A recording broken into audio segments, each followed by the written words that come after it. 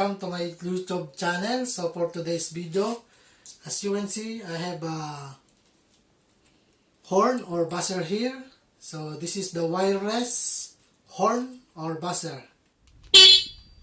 So we're going to connect this kind of wire to the switch button of my scooter. So this is the wireless wire from the buzzer. So we're going to cut and then connect it to the button. So let's cut it first.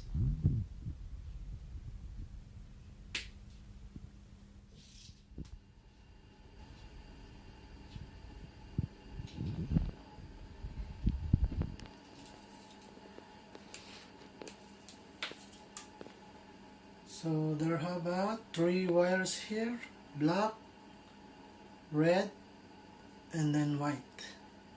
So now this is the button of my scooter. So as you can see, this is my button of my scooter, switch button. So this is the lights and then this is the buzzer. So we're going to connect this kind of wire from here to the button. So let's go. So first we're going to cut here because here is the, so make sure it is big, so make sure it's careful to cut because there have a lot of wire here.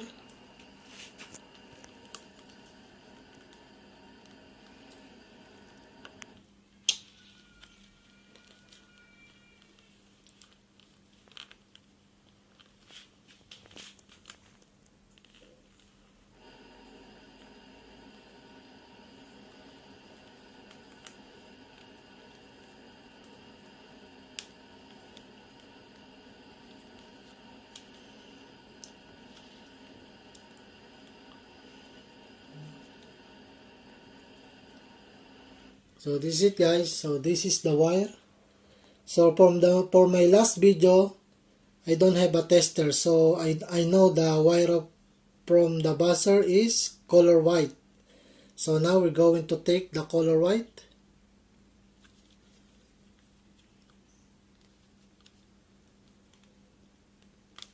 Let's cut the white.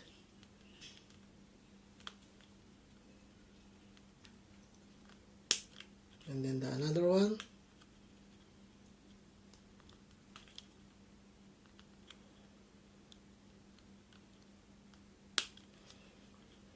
So we take it this.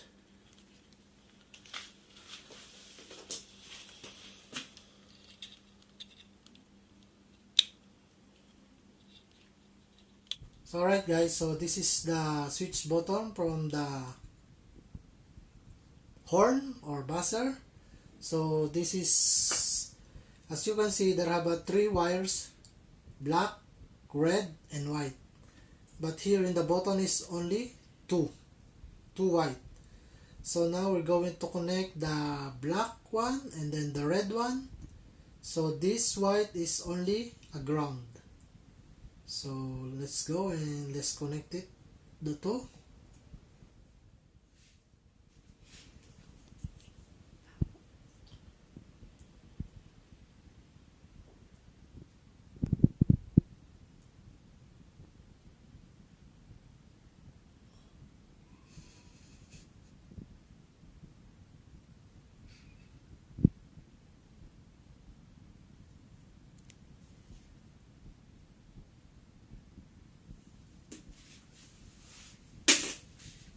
So first we're going to connect the black one.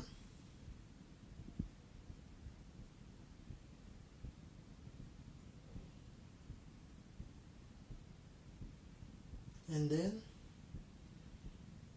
the red one.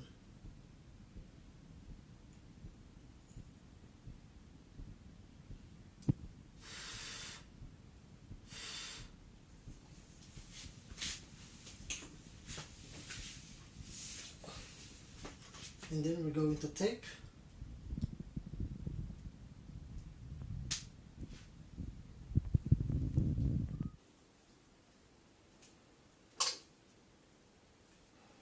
So now we are already connected down the horn or buzzer. So now let's go to try.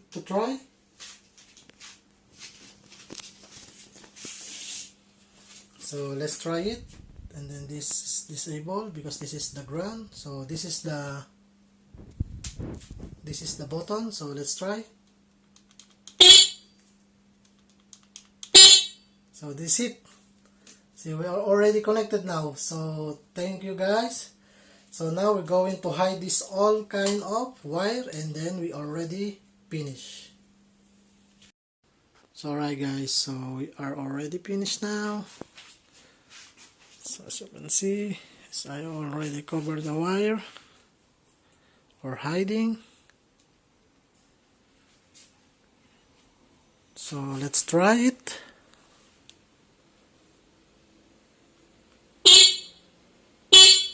So this is it guys, so it's already fixed already. So thank you guys for watching this kind of video, and I hope you like this kind of video, and please don't forget to subscribe and hit like the notification bell to updated to my next video. So see you again to my next video.